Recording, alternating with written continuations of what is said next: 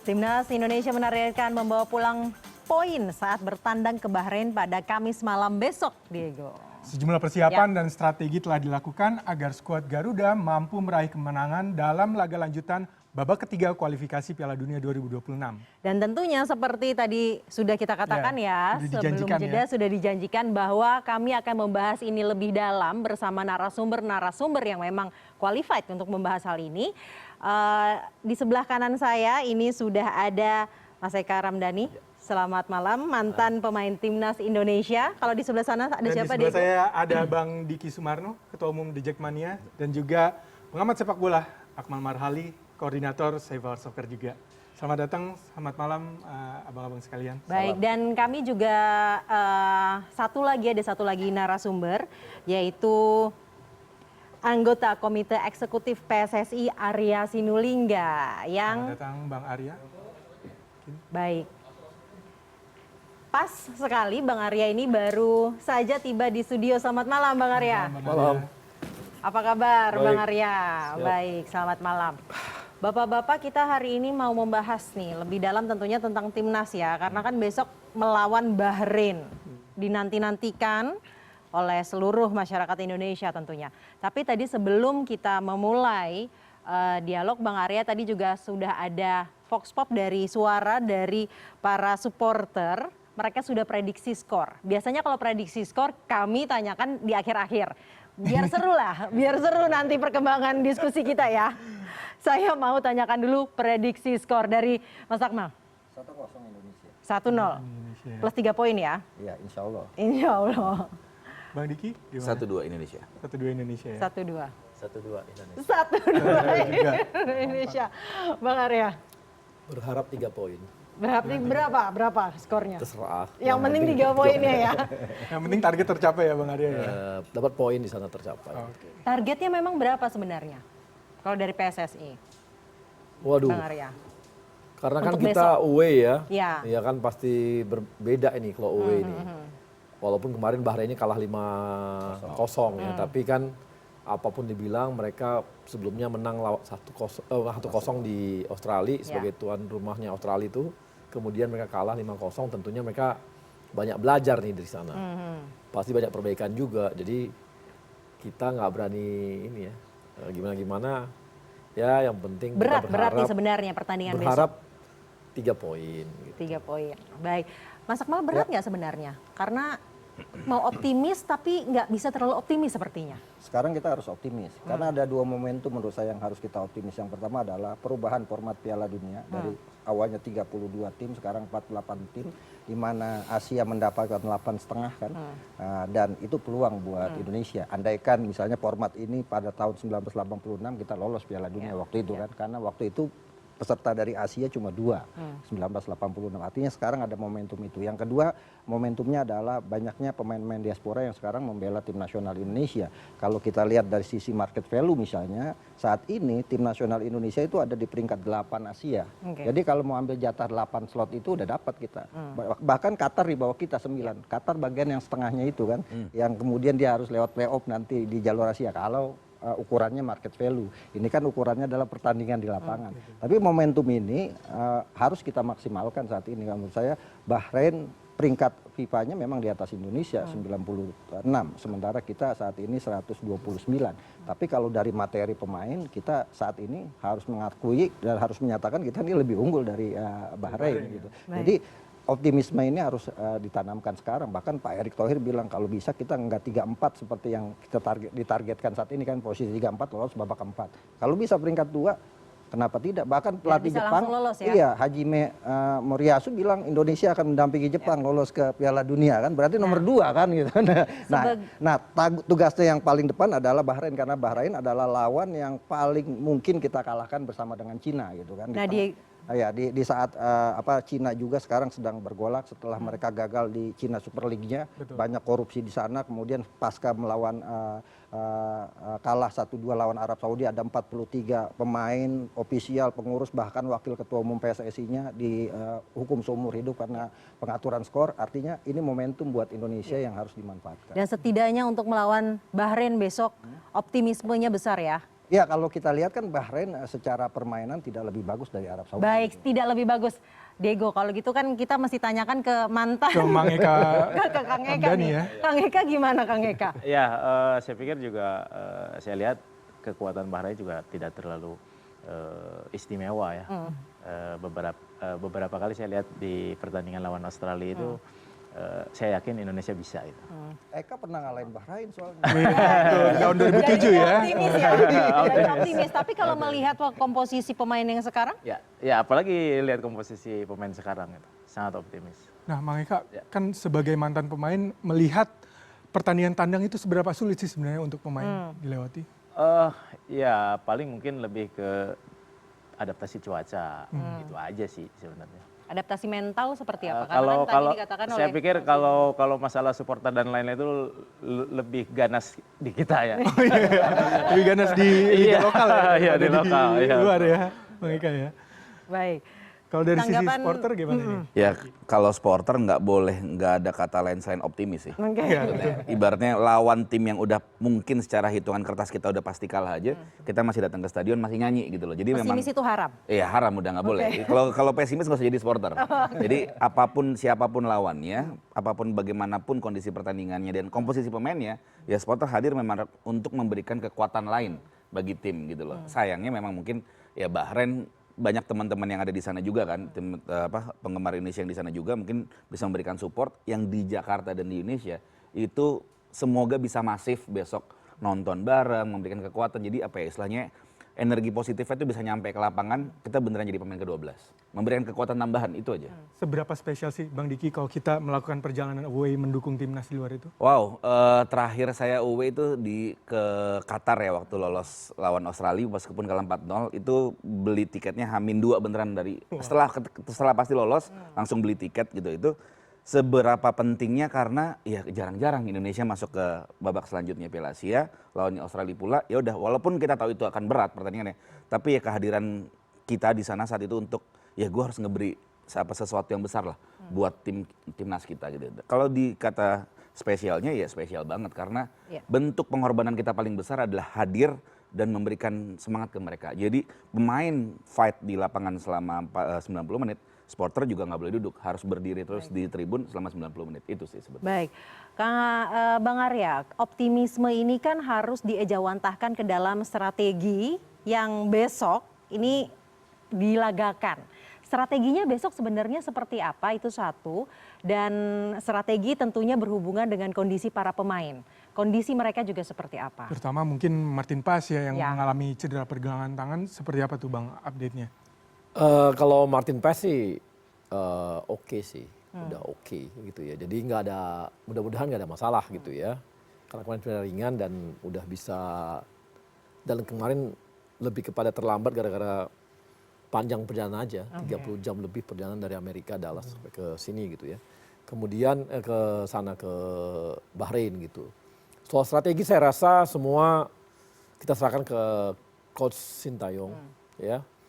Beliau punya kemampuan untuk menggabungkan pemain walaupun pemainnya baru masuk gitu ya, menggabung. Itu memang biasanya kalau pelatih-pelatih kelas dunia pasti udah seperti itu. Karena mereka udah terbiasa untuk mengganti pemain gitu ya. Tiba-tiba yang belum pernah main masuk, baru nanti masuk tiba-tiba ke situnya udah bisa. Dan dia juga memilih pemain kan sesuai dengan kebutuhan timnya. Jadi udah pasti punya strategi sendiri untuk bermain di Bahrainnya. Kitanya aja, kami di federasi yang menyiapkan semua dengan non teknisnya gitu. Itu yang kami jaga. Misalnya keberangkatan mereka di liga kita minta lebih jauh-jauh hari, udah bisa gitu ya. Mereka udah bisa lebih panjang istirahatnya. Sudah tiba semua ya? Sudah tiba semua, jadi cukup bisa latihan 3-4 hari gitu kan, udah bisa nyaman lah ya, bisa aklimatisasi terhadap cuaca juga udah gitu ya. Kemudian jet lag pun saya rasa itu udah selesai gitu ya. Dan mereka udah kekompakan tim berapa hari ini dilihat dari, kalau laporan dari yang kita dapat mereka cukup gembira untuk ini ya, untuk bersama-sama latihan. Jadi kegembiraan itu kan bagian dari optimisme. Kalau dia lesu-lesu kan udah pasti nggak optimis itu. Ya, Tapi kalau udah gembira-gembira, udah ketawa-ketawa, kalau lihat pertandingan mereka kan latihannya udah itu gembira-gembira semua itu berarti optimisme yang ada di teman-teman pemain. Nah kita yang harus jaga nih situasinya, kebutuhannya, hal-hal yang non teknis yang bisa kita jaga yang dari federasi menjagokan itu gitu. Tapi yang pasti apa yang dibutuhkan oleh tim, apa yang dibutuhkan oleh pelatih itu yang kita maksimalkan. Seperti kemarin ada permintaan tambahan secepatnya misalnya Mes dan Eliano sesuai dengan target diminta oleh Coach Sintayong tercapai. Artinya mereka main sekarang di Bahrain dan nanti Cina. Artinya permintaan dari pelatih untuk melengkapi tim itu sudah dilakukan oleh federasi. Jadi bagian federasi sudah dikerjakan oleh federasi nih. Sekarang bagian dari pelatih dengan pemain menyiapkan semua. Strateginya sudah terinvestasi ya. Jadi kalau udah kita federasi udah non teknis semua itu udah kita kerjakan maksimal. Sekarang kan biasa tuh kalau di mana-mana kan begitu.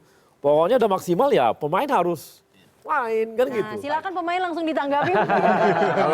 Kalau nggak menang juga salah siapa berarti? Kayak gitu kan rata-rata.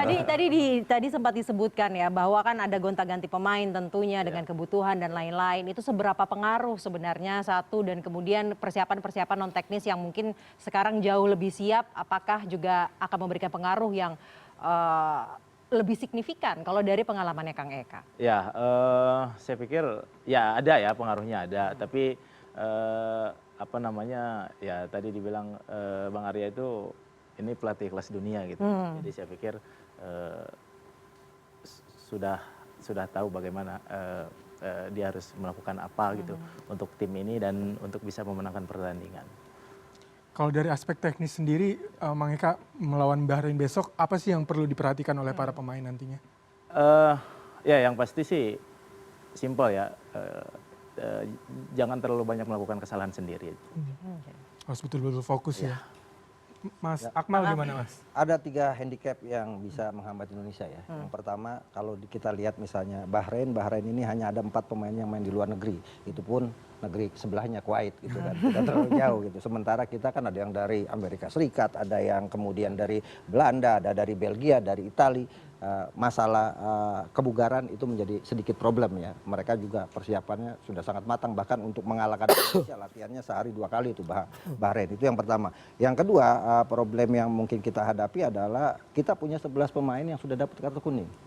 Ya kan? Artinya kalau 11 pemain ini itu Jai Inces, Martin Pas, kemudian Verdong, Nathan Choaon, Rafael Struij salah satunya, Asnawi Mangku Alam, kemudian juga ada Hernando Ari yang dapat. Ketika kemudian main melawan Bahrain dapat kartu, dia tidak bisa main lawan Cina nantinya. Itu handicapnya. Tim-tim Timur Tengah banyak trik dan intriknya ya Mas Akmal. Dia tambah lagi itu dia faktor non teknis. Bahrain ini permainannya tricky gitu kan. Itu pernah dilakukan ketika dia lawan Australia. Bagaimana pemain Australia kemudian dapat kartu merah kan? Kayaknya penting tadi jangan melakukan kesalahan ya. Ya, trikinya itu. Yang kedua lagi trikinya adalah itu laser-laser yang kemarin melawan Jepang. Itu kan mereka mainkan itu untuk mengganggu konsentrasi pemain. Plus terakhir adalah wasitnya ini Ahmad Al-Kaf gitu kan. Wasit dari Oman. Ini dikenal wasit yang kontroversial. Ketika dia memimpin pertandingan tim Timur Tengah, kecondongannya ada ke situ. Ketika melawan Malaysia misalnya, Malaysia hampir tahan imbang Arab Saudi, tapi kemudian tiba-tiba dapat penalti dan akhirnya Malaysia kalah 0-1. Yang kedua, rajin Royal ngasih kartu. Nah, ini sedikit problem non teknis ini yang harus diantisipasi ya oleh tim. Artinya Sintayong mungkin harus mengingatkan seperti tadi Eka, jangan bikin kesalahan sendiri, apalagi di kotak penalti kan. Karena ini bisa jadi terjadi kan. Sekarang pemain-pemain kita juga jangan akhirnya hati-hati karena takut kartu kuning kan. Ada di belakang kan Jai Ices, Verdong itu udah dapat kartu kuning ya. Kalau kemudian dapat kartu kuning lagi bisa nggak main lawan Cina. Padahal peluang paling besar itu kita ngalahin Cina nantinya gitu. Harus berani tapi tetap harus hati-hati. Betul. Keseimbangan di situ biar. Ya, artinya kalau 3 problem ini bisa diatasi oleh pelatih Coach Sintayong, saya pikir potensi kita untuk bisa memenangkan pertandingan sangat besar. Baik. Nah, Mang Eka, kan rencananya akan ada ribuan juga supporter kita yang akan hadir di Bahrain. Itu sebenarnya kehadiran mereka bisa menambah motivasi kah atau kadang bisa menjadi tekanan tersendiri nggak sih buat pemain? Kalau di timnas sih saya pikir pengaruhnya lebih semangat Lebih semangat ya. daripada menjadi tekanan gitu ya. beda dengan klub biasanya. Oh, di klub bisa jadi tekanan ya justru ya. Kalau di timnas itu Curhat jadi itu semangat. curhat. Iya, maksudnya memang ya lagi supporter itu kan intinya adalah menang. Apalagi besok nih lawan Bahrain. Kan kalau hitung-hitungan Bahrain nggak lebih bagus dibanding Arab Saudi kan. Iya. Arab Saudi aja kita bisa nyolong 1-1 kan. Berarti Bahrain harusnya kita bisa menang. Dan pertandingan Indonesia lawan Bahrain ini menjadi salah satu pertandingan di mana kita mau dapatkan poin tadi ya, Bang Are ya, poin 3. Karena kalau seri lagi agak sulit nih nanti mengejarnya ya, Bang Arya. Nah, saya abis ini mau membahas mengenai strategi buat mendapatkan tiket Piala Dunia 2026 setidaknya seperti yang tadi dikatakan oleh Mas Akmal, bisa juara 2, bisa di posisi kedua. Bang Arya tuh lagi Baik, tapi dia mikirin bonus. Bang Arya sambil mikir karena saya harus jeda terlebih dahulu, jadi saya kasih waktu nih buat mikir ya. Tetaplah bersama kami karena perbincangan akan kami lanjutkan usai jeda.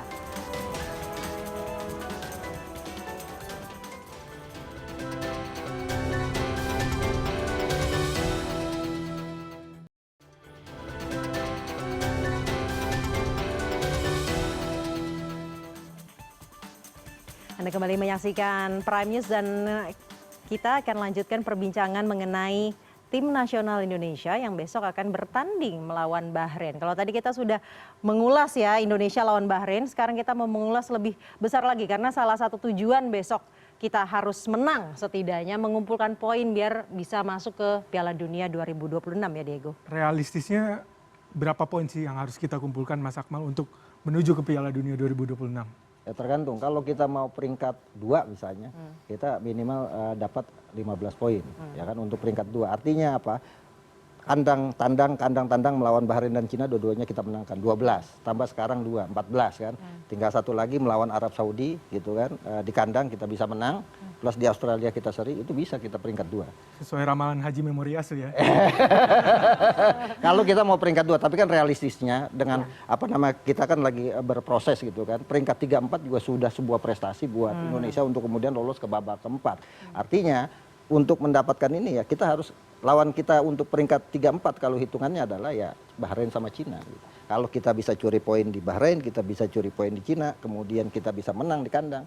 3, 4 kita dapat, lebih mudah jalannya gitu kan dibanding untuk peringkat 2 ya gitu. Dan peluang ini amat sangat besar kalau menurut saya untuk posisi 3, 4 dan partai kuncinya ya besok lawan Bahrain. Gitu. Partai kuncinya besok. Iya, karena kalau kita bisa menang lawan Bahrain, maka motivasi pemain akan lebih tinggi melawan Cina. Tapi kalau kita kalah melawan Bahrain, nah ini kan akan jadi problem sendiri. Ditambah lagi misalnya ternyata banyak kartu kuning yang kita dapat, banyak pemain yang tidak bisa tampil. Nah ini akan menjadi problem tersendiri. Jadi partai melawan Bahrain ini saya anggap sebagai partai kunci pembuka pintu kita untuk menuju mimpi kita ke Piala Dunia. Ada 5 negara lain ya, berarti ada Bahrain, ada Australia, ada Jepang, ada Arab Saudi, dan ada Tiongkok. Ada Tiongkok. Mang Eka, dari 5 negara yang tadi sudah disebutkan oleh Diego, sebenarnya negara-negara mana, setidaknya 2 negara mana yang sulit sekali bagi Indonesia untuk menembus pertahanannya? Jepang sama Australia sih. Dan Australia kemarin sudah dibuktikan ya, bisa selesai imbang ya. Iya, betul. Dan Mang Eka ini kan sebenarnya problem finishing ini menjadi problem timnas Indonesia dari tahun ke tahun, dari masa ke masa. Sebenarnya apa sih yang membuat timnas kali ini nih seperti sulit untuk menyelesaikan finishing di depan gawang? Ya sebenarnya sih lebih ke lawan-lawannya juga berat. Ada peningkatan level lawan ya dibanding zaman dulu ya? Iya betul. Coba lawan Brunei ya.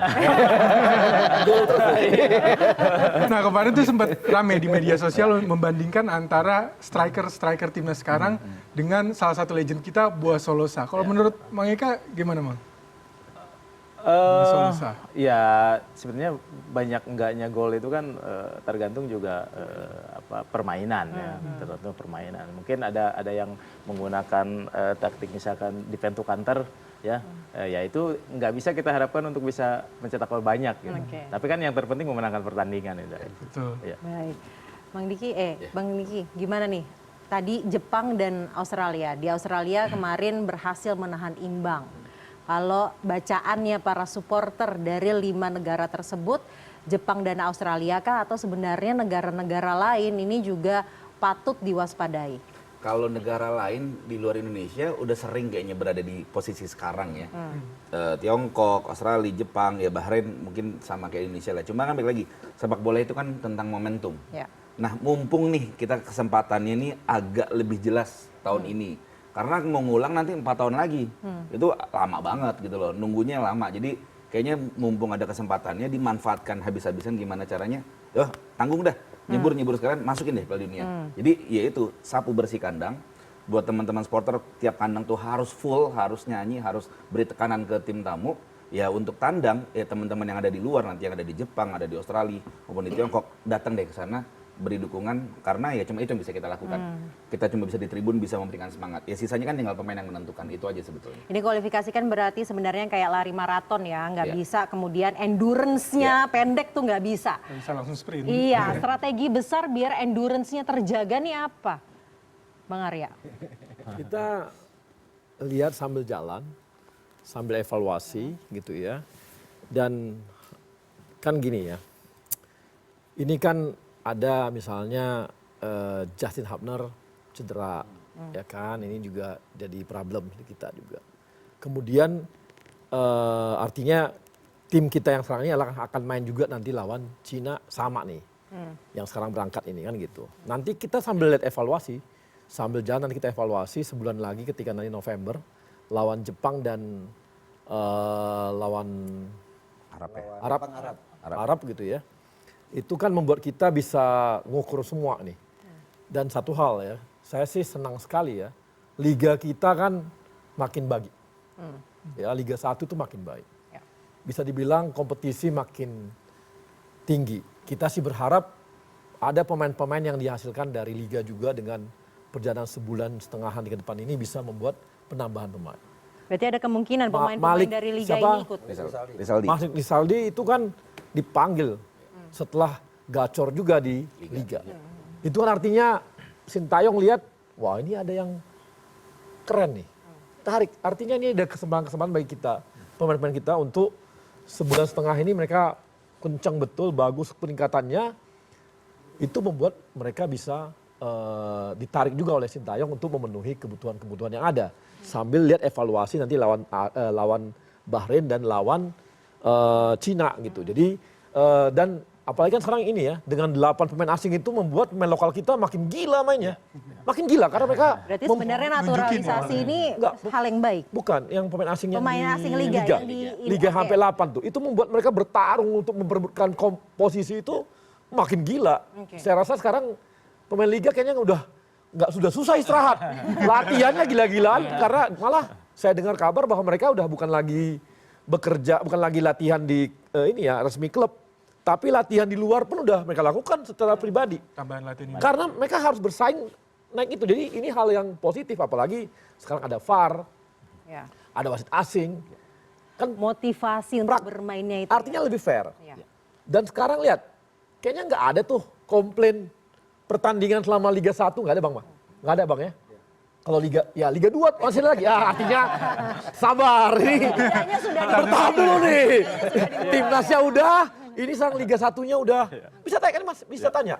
Gimana sekarang fairnya pertarungan nggak berasa lagi, nggak ada, kayaknya Persija ada nggak Bos? Aman. Wasit nggak ada lagi kan? Aman. Ini bener ya Bang Diki, aman ya, bukan karena lagi di sini ya. Jadi semua kayaknya lagi bertarung fair dan persaingan mendapatkan posisi ini, sehingga teman-teman Liga ini permainannya makin baik. Dan ini nanti kami harapkan Sintayong bisa dapat pemain lokal kita makin banyak ke dalam gitu. Ya. Gitu. Dejek tadi sudah bilang aman, Mang Eka kan tadi suruh tanya langsung ke Mang Eka kan nih. Komentarnya gimana Mang Eka? Iya betul. Maksudnya kualitas kompetisinya udah mulai membaik.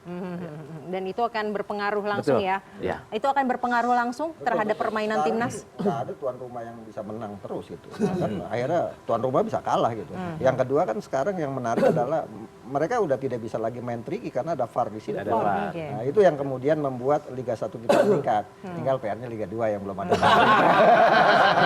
Langsung ditagih di sini. Iya. Dia Liga 2 lagi, bertahap lagi lah. Bang Amal, kalau semua tiba-tiba selesai, mati kita. Betul. Kalau Persija aman sih, kan 3 pemain lokal Persija main di timnas. Jadi paling banyak penyumbang pemain timnas ya.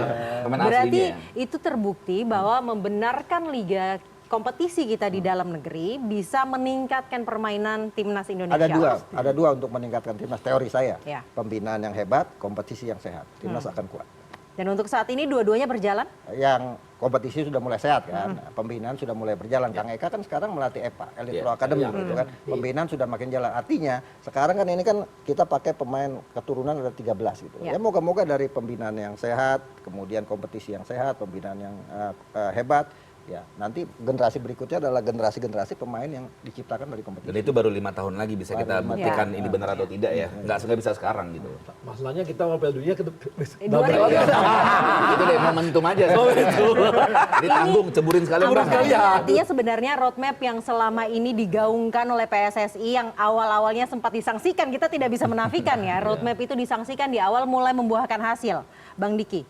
Ya nggak tahu karena kan belum lihat roadmapnya Belum. juga kan. Seenggaknya Ya pernah dengar segala macam, cuman balik lagi bahwa ya bagaimanapun segi supporter ya, mau tahu hasil ujungnya aja. Oke. Gitu. Jadi yang sekarang kita bisa lakuin, ya udah kita mensupport klub kita dengan liga yang sehat, mensupport timnas dengan prestasi yang dibanggakan. Ya memang 1-2 kesalahan pasti ada lah. Misalkan contohnya tanggal 15 kita lawan Tiongkok, Persija main tanggal 17. Nah, ada 3 pemain nih yang harus terbangnya jauh. Itu kan pusing juga. Tanggal 16 nyampe. Nah itu nggak apa-apa maksudnya bahwa ya oke lah. Tapi kan balik lagi bahwa ini kan butuh kerja bareng, duduk semuanya, semua stakeholder termasuk supporter juga maunya apa segala macam. Yuk kita ngobrol. Oke, tinggal supporter nih tugasnya sebagai pengawas aja. Oh ini salah nih, yuk benerin, yuk salah. Itu aja sebetulnya. Kalau tadi dikatakan belum lihat roadmapnya Diego katanya. Kata Bang Arya udah ada. Udah Kenapa belum ditunjukin ke publik nih Bang roadmapnya? Kami pernah diskusi besar di PSSI Pers. Malah awal-awal tuh saya paparin tuh bahwa kerja kita semua ini adalah menuju timnas. Ya. Ada 2 dia, lewat liga, satu lagi lewat regional, Asprof. Jadi ada 2 sumber pemain kita, yang 2 ini yang selalukan. Nah kemudian di sisi lain, karena sekarang kita pakai ada juga pemain diaspora, ada 3 sumbernya kita. Nah jadi semua roadmap ini ke sana, arahnya ke sini. Perbaiki liganya, perbaiki di Asprofnya, regionalnya, kemudian pembinaan di bawahnya, bertahap nih. Di EPA, sekarang udah lebih, ini yang kedua udah lebih baik lagi nih, daripada yang sebelumnya. Jadi semua bertahap. Di sisi lain, wasit. Wasit kita kan, kita harapkan nanti wasit kita juga banyak bermain di FIFA dong, di wasit FIFA. Itu pun lagi disiapin.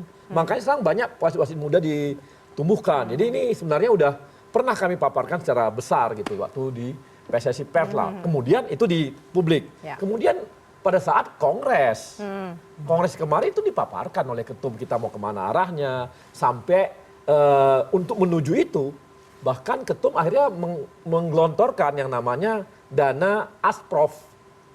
Liga yang provinsi itu 500 juta per Asprof. Di mana 100 jutanya itu dipakai untuk menggaji Dirtek. Yang dulu Dirtek ini nggak ada digaji di provinsi, semua relawan. Nggak ada Dirtek dulu. Ada tapi Dirteknya relawan, tiba-tiba ada. Kalau dibikin pelatihan, muncul tiba-tiba ya Dirtek gitu loh. Jadi tidak ada resmi Nggak lah ada. ya. Kalau ini nggak akan digaji dan dikasih biaya operasional, sehingga Dirtek ini akan melihat semua bibit-bibit di daerah-daerah. Nah ini yang sebenarnya sudah dipaparkan, cuma memang nanti ditaparkan lagi lah kalau memang dibutuhkan. Nah, berarti dibutuhkan nih ya. Iya. Maksudnya ya sebetulnya tinggal diobrolin sisi ujungnya, targetnya. Oke, kita akan ke dunia 10 tahun lagi. Misalkan seperti itu. Ya nggak apa-apa juga. Sebenarnya targetnya Pak Ketum itu kita Piala Dunia itu nanti 30-an. 2030 loh, masih lama sebenarnya. Cuma ini ada momentum, ada cara. Aduh. Aja udah. Iya kan? Nanggung. Nah kan semua tanggung Bang. Ya udah tanggung, ya udah kita. Dan optimisme ini semoga bisa memberikan gitu. ini ya daya dorong ya. Ya kalau di kepada kita 2030 timnas loh. Indonesia ya. Iya, tapi kita ya udah ini tanggung, udahlah digas dulu gitu. Salah satu strategi roadmap yang lagi-lagi tidak bisa dinafikan adalah naturalisasi. Mau sampai kapan itu Bang? Jangan dijawab dulu Bang, jangan dijawab dulu karena saya harus jeda terlebih dahulu. Kami semua akan kembali usai jeda untuk membahas lebih dalam mengenai tim nasional Indonesia dan juga persepak bolaan.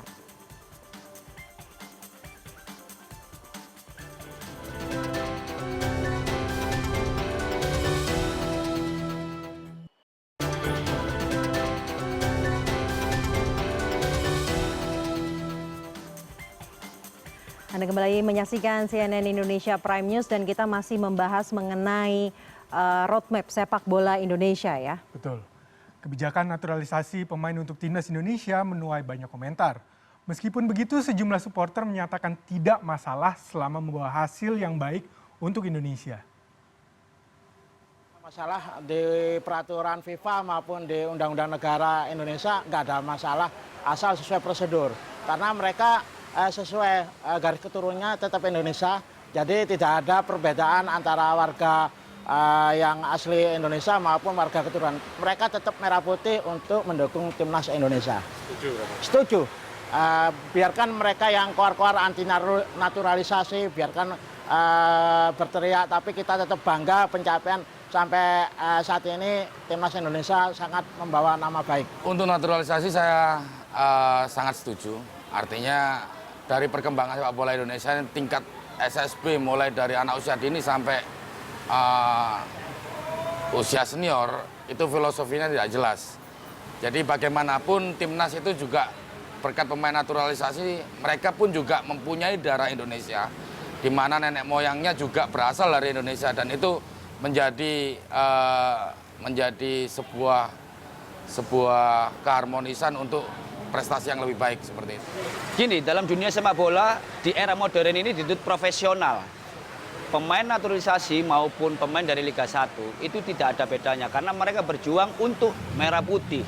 Itu yang perlu dicatat. Yang kedua, hadirnya pemain diaspora itu merupakan suatu persaingan kompetitif sebagai seorang atlet profesional. Jadi semua tergantung sudut pandang kita. Kalau kita melihat merah putih, kita tidak akan melihat entah itu pemain asli Indonesia, entah itu pemain keturunan Indonesia, itu kita tidak akan lihat. Karena apa? Yang kita lihat adalah merah putih. Mereka berjuang di lapangan hijau karena bendera merah putih.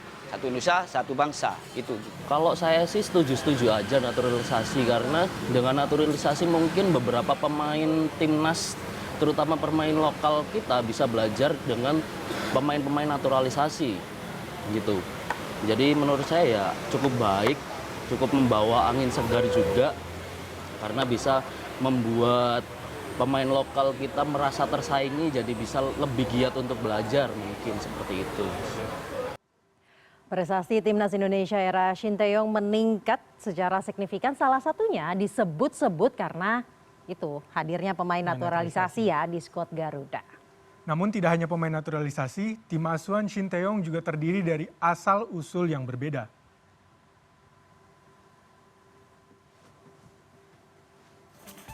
Pertama, pemain timnas keturunan langsung. Pemain ini dilahirkan dari kedua orang tua yang asli dan tinggal di Indonesia sejak lahir. Di antaranya adalah Asnawi Mangku Alam Bahar, Rizky Ridho, Witan Sulaiman, Pratama Arhan. Dan yang kedua, naturalisasi. Naturalisasi merupakan orang asing yang bukan warga negara Indonesia, namun telah menetap paling singkat 5 tahun berturut-turut atau 10 tahun tidak berturut-turut. Contohnya Mark Klok, Greg Nukolo, dan juga Christian Gonzalez. Naturalisasi juga dilakoni pemain yang berstatus warga negara asing, namun memiliki garis keturunan Indonesia dari orang tuanya atau dari kakek neneknya. Misalnya Shane Patinama, Ragnar Oratmangun, Rafael Struik, dan juga Sandy Walsh. WNI yang merupakan pemain yang membela timnas Indonesia tanpa melalui proses naturalisasi. Mereka dilahirkan dari pasangan orang tua berdarah Indonesia dan luar Indonesia. Contohnya ada Ronaldo Kuateh, Irfan Bahdim, dan Elkan Bagot. Dan yang kelima adalah keturunan Believers. Sama sekali tidak memiliki darah Indonesia, belum pernah tinggal di tanah air selama 5 atau 10 tahun. Namun pemain ini berasal dari keturunan orang Belanda ataupun Eropa yang pernah menetap permanen di negara koloni. Tentunya seperti Hindia Belanda dan juga menjadi penghuni tetap di negara yang bersangkutan. Contohnya keturunan ini adalah Martin Paes.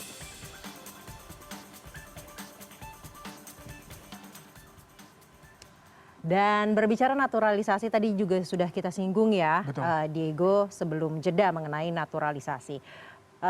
Bang Arya, naturalisasi ini mau sampai kapan masuk sebagai salah satu strategi di roadmap sepak bola Indonesia? Ini udah dibahas berkali-kali di berbagai forum di mana-mana selama 6 bulan ini kayaknya. sebenarnya sih udah harusnya dihentikan ya diskusinya mengenai ini karena kita udah terangkan banget ya. Dan masih lucu kalau kita masih berdebat dan berdiskusi dengan itu. Karena apa? Pertama ya, bahwa secara legal pun gak ada masalah, FIFA pun oke gitu ya. Dan semuanya oke gitu. Kemudian yang kedua, kita kan tahu juga bahwa kita butuh 100, ini berkali-kali nih, saya udah ngomong berkali-kali juga nih, 150 pemain dari usia 15 sampai usia senior. Yang harus kita penuhi sekarang semua nih. Nah, kalau melihat dari sini jumlahnya kurang. Yang Sekarang dari ada berapa? kan kita tahu sumbernya dari mana? Dari regional, ada Suratin, ada EPA dan sebagainya. Kemudian ada dari liga dan sebagainya. Kemudian ada yang dari diaspora. Nah, ini 150 ini yang kita butuhkan. Jadi masih butuh banyak. Jadi bukan kapan atau apa. Jadi ya memang butuh segitu gitu. Dan selama itu dibutuhkan pasti ini. Kemudian yang kedua, yang ketiga. Ini kan kualitas pertandingannya udah sampai di round 3. Ya. Kalau kita memakai full dari liga, aku yakin kita nggak nyampe di round 3 itu. Dan belum tentu seperti sekarang kita bisa lawan Australia atau Arab Saudi seperti kondisi seperti sekarang gitu. Kita harus sadar dengan kualitas sekarang ini gitu. Justru dengan adanya teman-teman kita ini yang diaspora itu membuat pemain-pemain yang dari liga ini bisa malah ikut di pertandingan tersebut. Yang tadinya nggak ada kesempatan jadi punya kesempatan untuk bertanding di level itu gitu. Itu kan artinya mereka bukan malah menghambat, justru malah membuat kesempatan kita makin terbuka. Apalagi kata di kita dia tanggung nih sampai Piala Dunia. Apakah level kita sampai sana juga? Kan belum tentu ini. Nah ini kan membuat anak-anak kita yang tadinya nggak punya opportunity masuk ke sana, ada opportunity untuk masuk ke level sana gitu. Jadi sebenarnya ini saling support lah gitu. Jadi ya itu dari sisi kepermainan dan teknisnya gitu. Nah sisi keempat gitu ya, Mbak, orang tua dari mana Bapak Ibu? Orang tua kebetulan dua-duanya lahir di sini, tapi Iya enggak. Bapak dari mana? dari Jawa, ibu dari Sumatera Barat. Kamu orang Padang atau orang Jawa? Itu susah ya Pak. Pertanyaan susah tuh. Pertanyaan sulit. Susah. Untuk dijawab. Nah sama seperti Mes. Ibunya Manado, bapaknya Belanda. Dia orang Manado atau orang Belanda? Secara darah. Ada faktor keterikatan emosional juga di sana. Darah bukan emosional aja. Orat Mangun, namanya masih Orat Mangun bro. Ya, tadi baru siapa lagi yang Sen Patinama, masih Patinama namanya. Rambutnya masih hitam bos, semua, gitu loh. Jadi kita aja. Nanti orang Padang bilang, kamu orang Padang, orang Jawa bilang enggak, kamu orang Jawa, berantem kita. Enggak, jadi udahlah. Itu saya rasa perdebatan-perdebatan dan FIFA pun fair kok. Batasnya cuma kakek nenek, buyutnya nggak boleh lagi tuh. Jadi sampai level itu. Nanti misalnya, udah menikah belum Mbak? Sudah. Tunggu. Nanti anaknya misalnya menikah sama orang mana gitu, tinggal di luar negeri, banyak orang kita di sana. Terus dia nanti mau di sini nggak bisa, kan lucu juga. Jadi saya rasa udahlah, perdebatan tuh nggak perlu lagi kita perdebatkan. Toh juga semua berjalan dengan baik ya. Toh kalau dikatakan perbaiki dong liga kita. Perbaiki kan? Perbaiki. Jelas kok perbaikannya gitu. Kalau tadi kita cuma seperti apa namanya happy doang seperti itu tanpa ada perbaikan di dalam, itu boleh lah. Ini perbaikan jelas dilakukan juga. Jadi nggak usah khawatir gitu. Semua dilakukan dengan perbaikan-perbaikan. Mas Akmal sudah tidak perlu diperdapatkan dan didiskusikan mengenai naturalisasi? Saya pikir yang harus dilakukan ke depan adalah mengubah undang-undang kita. Oke. Sehingga kemudian proses-proses yang orang punya tadi nikah sama orang Jepang, nikah sama ini, tidak kemudian anaknya di usia 17 harus memilih kan gitu di Indonesia. Karena Indonesia tidak mengenal di keluarga negaraan kan. Nah itulah yang kemudian menurut saya ke depan kalau kemudian kita mau bicara di percakapan global ya ubah undang-undang kita. Gitu. Sehingga kemudian tidak ada perdebatan kalau undang-undang itu diubah. Kalau kemudian undang-undang itu belum diubah, saya pikir perdebatan itu kan selalu muncul gitu. Karena apakah kemudian yang di sana paspornya seperti apa gitu kan? Apakah kemudian ketika dia main di klub sana apakah dia menggunakan warga negara Indonesia? Perbincangan-perbincangan itu akan selalu muncul. Jadi menurut saya PR ke depan setelah 20 Oktober Presiden dilantik, Presiden meninjau undang-undang kita untuk kemudian memfasilitasi para diaspora yang ada banyak di luar negeri itu orang-orang Indonesia semua kan gitu. Salah satu solusinya berarti kewarganegaraan jangan tunggal. Iya gitu kan, dan itu kan pernah disampaikan oleh Pak Luhut Binsar Panjaitan dalam satu kesempatan ketika dia bicara di depan para diaspora di Amerika Serikat bahwa kita akan usulkan perubahan undang-undang, dan saya pikir ini momentumnya ya dengan dengan situasi yang ada saat ini sehingga kemudian tidak ada undang-undang yang ditabrak depannya. Dan sepertinya penerimaan publik terhadap proses naturalisasi yang sekarang karena kualitas dari pemain-pemain naturalisasi tersebut ya Bang Diki. Karena ada hasilnya sih sebetulnya, karena kita sampai ke sini. Kita beberapa tahun lalu juga pernah naturalisasi banyak ya, tapi dibantai juga sama negara lain gitu, apalagi negara Asia Tenggara juga. Ya karena memang ada hasilnya hari ini. Tapi saya sebagai supporter klub lokal ya, bahwa berharap memang banyak pemain-pemain dari Persija juga yang bisa main di timnas, memang dari liganya segala macam. Mungkin ini hanya masalah porsi dan kuota aja sih, berapa banyak sih pemain yang memang tadi yang Bang Arya bilang ada source dari liga nih, berapa banyak sih memang timnas ini pemain-pemain dari liga itu berapa persen, misalkan let's say ada 5 orang, ada sampai 10 orang nih, berarti memang 10 orang itu yang harus berlomba di liga ini untuk masuk ke kuota yang ada di atas gitu sebelum. Tapi kan saya pikir gini, nanti kita kan nggak tahu setelah coach ini seperti apa gitu loh. Justru lebih menarik itu bahwa setelah misalnya coach Sintayong kita nggak tahu sampai kapan. Ya mungkin kalau sampai Piala Dunia selesai kita masuk Piala Dunia, amin bisa terus-terusan. Tapi kan kita nggak tahu ke depannya seperti apa. Nanti setelah coach STY ini apa plannya, apakah bisa sama juga dengan plan roadmap dari federasi gitu. Nah ini yang perlu dipikirkan karena sepak bola itu kan bicara tentang sustainable ya. Jadi kita ini bisa sustain apa enggak, dan saya berharap memang nggak apa-apa adanya pemain yang hari ini ada itu untuk sebagai benchmark untuk pemain lokal kita. Kalau untuk masuk timnas kualitasnya mesti segitu. Nah itulah makanya dijaga liganya juga, itu sih. Nah ini kan berbicara soal kolam talenta berarti ya. Nah, Mang Eka sekarang aktif di EPA. Mang Eka sendiri melihat seperti apa sih lika-liku di sepak bola usia dini ini, dan apa saja sebenarnya tantangan yang dihadapi oleh Mang Eka sendiri? Ya sebenarnya sih kalau untuk sekarang nih ada kayak Elite Pro Academy ini bagus untuk pemain-pemain usia muda ya. Karena kebanyakan kompetisi di kita itu hanya tidak formatnya tidak seperti liga gitu. Jadi hanya sebatas mungkin 1 bulan selesai gitu. Jadi kan sebenarnya anak-anak ini butuh waktu bermain jam yang terbang banyak ya, itu untuk meningkatkan kemampuannya gitu. Jadi kakek ini nitip sama Bang Arya gitu, musim depan bikinnya kompetisi. Formatnya ini betul. Ini kan baru EPA ya, yang suratin itu Bang. Suratin itu baru kayak dulu aja gitu. Jadi 1 bulan tuh selesai gitu. Bagusnya sih kayak EPA juga Kan turnamen soal suratin kan? Ya, iya. Kalau kayak EPA kan udah konsepnya liga. Ya maksudnya kalau bisa sih kayak suratin juga. Jadi kayak di Inggris, Sabtunya yang main tim juniornya, Minggunya yang main seniornya. Ada di Itali Primavera main berbarengan sama seniornya tuh kan, misalnya Persib lawan Persija, hari Sabtunya juniornya main, hari Minggunya Persija seniornya main. Dan itu pun yang sudah dilakukan oleh Thailand juga ya. Iya, artinya kita mau mengejar ketertinggalan untuk itu. Jadi kasih PR buat Bang Arya. Itu kan kayak pemain-pemain timnas usia 16 kan, kalau setelah beres dari tim nasional, kalau nggak ada kompetisi, Betul. kan kualitasnya nggak bisa terjaga gitu kan. Harusnya main di klub sih Kang. Ya. Karena maksudnya ada hasilnya kan. Marcelino aja kan tahu sendiri dia umur berapa udah bisa main di tim seniornya Persebaya kan. Gitu. Baik, itu artinya sebenarnya roadmap yang dibuat oleh PSSI ini sudah seharusnya ya, sudah tepat untuk membawa sepak bola Indonesia naik level. Iya, betul. Baik.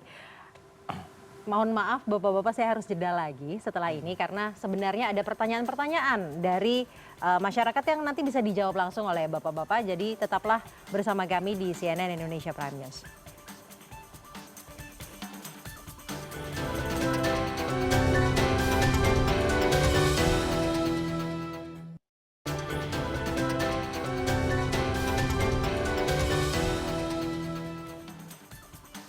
Anda kembali menyaksikan CNN Indonesia Prime News, dan seperti janji kita ya Diego, sebelum jeda tadi akan ada pertanyaan dari masyarakat yang bisa dijawab langsung. Kita sekarang sama-sama saksikan pertanyaan pertama. Untuk Federasi PSSI, kami selaku pecinta sepak bola timnas Indonesia yang berada di Surabaya, khususnya di daerah-daerah, mewakili teman-teman daerah. Ini selama ini kesulitan mendapatkan akses untuk tiket timnas. Bagaimana langkah PSSI untuk memberikan solusi terhadap kami para pecinta sepak bola Indonesia yang berada di daerah untuk mendapatkan akses tiket timnas Indonesia. Apalagi tanggal 15 November kita akan memberikan dukungan secara langsung timnas Indonesia melawan Jepang. Bagaimana solusinya biar pecinta sepak bola timnas di daerah-daerah ini bisa mendapatkan tiket yang mudah. Baik, Bang Arya, tapi jangan dijawab dulu karena biar legit ya. Kalau tadi kan yang di daerah, kalau ini di Jakarta gimana akses timnas? Ya, Tiket. kita ada memang beberapa cara ya untuk mendapatkan tiket. Cuma mayoritas teman-teman memang mengikuti cara yang sudah ditetapkan oleh federasi sebetulnya. Oke, kesulitannya? Kalau susah ya pasti susah, karena kan banyak animonya. Baik. Gitu ya, ini kan udah hukum ekonomi aja. Ketika banyak yang mau, ya pasti susah didapat. Udah gitu kapasitasnya segitu-segitu aja. Baik, langsung dijawab. Bang Arya, gimana biar aksesnya setidaknya buat teman-teman di daerah tadi tidak kesulitan lagi? Ini kan kita lagi ngubah juga ya, karena Pak Erick itu selalu ngomong kita harus ngomong tentang keamanan. Sehingga sekarang ada perubahan kita lakukan lagi, karena kemarin waktu pertandingan sebelumnya itu agak jelek tuh. Ada yang masuk tanpa tiket lah gitu ya. Kita kan jujur aja ngakuin bahwa wah nggak bener nih gitu, ada yang salah kan gitu ya. Jadi sekarang udah mulai mungkin dalam waktu dekat Ketum akan ngomongin mengenai ada namanya fans ID. Oke. Ya, fans ID. Jadi yang membeli itu memang dia terdaftar sebagai fansnya timnas. Dia yang akan beli tiket gitu. Karena dia beli tiket minimal. Jadi nggak akan bisa lagi calo-calo gitu. Jadi bukan lagi calo yang dapatkan tiketnya ini gitu ya. Tapi dia sendiri dan dia bisa beli 4 tiket juga misalnya. Tapi yang beli pun harus punya fans ID juga. Itu satu, itu yang normal tuh. Yang kedua, kita juga kalau untuk fans timnas yang supporternya udah kita terima sebagai supporternya timnas misalnya ya, itu ada namanya Ultras Garuda dan La Grande. Mereka juga kita berikan ini kok, ada jatah spesial lah untuk mereka, dan harga juga tidaklah sesuai dengan harga yang umum. Itu juga ada cara seperti itu. Dan kita juga kerjasama dengan PNSSI. PNSSI ini Bang Diki nih, yang jadi sekjennya PNSSI. PNSSI ini kan supporternya klub-klub, gabung semua di sana, itu juga kita punya kerjasama, saling menghargai. Tapi kembali lagi, kayak kata Bang Diki, habis peminatnya banyak ya, memang harus bertarung. Ya. Memang, namun formulanya tetap terus diperbaiki ya? Ya, formula terus diperbaiki. Jadi apalagi kan kapasitas tidak boleh melebihi sekian %. Itu kan yang tadi itu bahwa kapasitas nggak bisa kita misalnya nambah dia 100.000 nggak bisa gitu. Baik, formula tetap terus diperbaiki dan akan ada skema-skema yang nanti akan diperkenalkan ya oleh PSSI. Masih ada satu pertanyaan lagi, kita dengarkan pertanyaan selanjutnya. Pertanyaan saya ini pertama untuk PSSI, sudahkah dari PSSI sendiri berbenah untuk kualitas di liga kita, di Liga Indonesia? Karena dari dulu liga kita itu sangat tertinggal jauh dibanding dengan negara-negara yang lain, terutama di ASEAN sendiri, itu sangat tertinggal jauh. Ini pertanyaan saya, bagaimana pihak PSSI menyikapi ini semua supaya liga kita bisa bersaing. Yang pertama di level ASEAN saja, setelah itu nanti kita bisa bersaing di level. Yang kedua, untuk PSSI juga, kenapa pemain timnas taruh di level kelompok umum itu pemain performa pasti bagus, tapi setelah naik 20 ke atas itu pasti jauh menurun performanya. Langsung saja dijawab. Yang pertama kan seperti yang tadi kami sampaikan bahwa sebenarnya kualitas sudah bagian kami udah kita lakukan perbaikan. Dulu itu misalnya ini fair nggak fair, kita hadirkan VAR. Dalam waktu setahun Pak Erick itu menghadirkan VAR loh. Yang kedua, jadwal liga 10 tahun nggak pernah jelas ya. Sekarang udah bisa, klub itu bisa jualan tiket apa tuh? Rusan. Udah bisa, dulu nggak bisa. Akibatnya apa juga? Klub-klub manajemenin memanage pertarungan permainan anak-anak itu udah jelas. Sampai hari ini sih nggak ada ini ya, nggak ada di luar dari jadwal. Semuanya sesuai jadwal. Yang ketiga, kita hadirkan juga namanya wasit asing sebulan sekali. Supaya ada perbandingan dengan wasit-wasit lokal, bisa lihat juga dan sebagainya. Dan itu yang kita lihat dari yang kita lakukan ini, ada 4 lagi, saya lupa nih apa, itu udah kita lakukan. Dan nah kemudian kemarin ada juga karena untuk di level Asia Tenggara dan sebagainya ini kan antar klub itu pemain asingnya lebih banyak tuh. Kita kasih ruang supaya klub-klub yang memang nanti bermain di champion itu bisa bermain dengan banyak pemain asing di satu sisi. Sisi lain akibatnya sekarang lokal-lokal makin kualitasnya makin naik. Ini terjadi. Jadi kalau tadi dikatakan mudah-mudahan sih sampai hari ini saya belum terima yang namanya komplain. Bukannya kita jumawa atau apa. Mudah-mudahan lancar tuh sampai habis. Belum ada komplain mengenai wasit kek, nggak fair kek atau apa di Liga 1. Kemudian pertanyaan kedua. Sekarang rame ke Liga 2. Ya udah kita tunggu lagi. Singkat Bang Arya, pertanyaan kedua bahwa kalau sudah di U20 ke atas. Saya rasa sekarang udah berubah ya. Kemarin pemain-pemain usia U23 kita. Kan itu yang sekarang main di nasional, di senior. Tanya mantan pemain dong. Ya, coba. Enggak, ini kan sekarang katanya. Yang kalau yang dulu, ya aku nggak tahu. Tapi yang sekarang ini udah berjenjang ini.